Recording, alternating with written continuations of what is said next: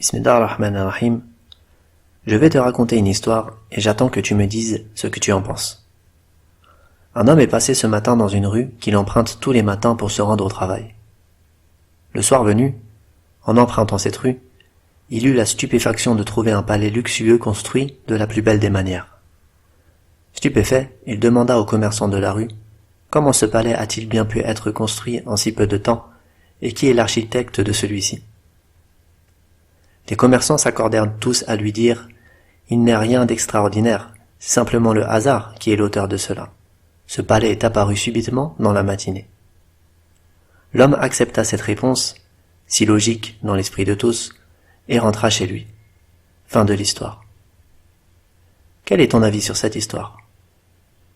N'importe quelle personne entendant cette histoire n'aura besoin d'aucune science préalable pour savoir qu'elle est inconcevable et inventée. La chose étonnante est que le fond de cette histoire, appliqué à une création bien plus immense et bien plus complexe, est la conviction de nombreuses personnes. Alors, à l'image de ces commerçants, nombreux sont les gens admettant que notre univers, son immensité, les étoiles et les planètes, toutes les espèces et les êtres vivants existants ne sont que le fruit du hasard et d'une succession de circonstances. Seras-tu comme cet homme qui suivra les gens dans leur illogique et leurs convictions absurdes, ou seras-tu de ceux qui réfléchissent?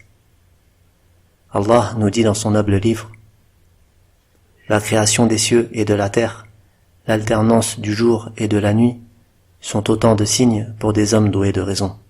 إن في خلق السماوات والأرض واختلاف الليل والنهار لآيات لأولي الألباب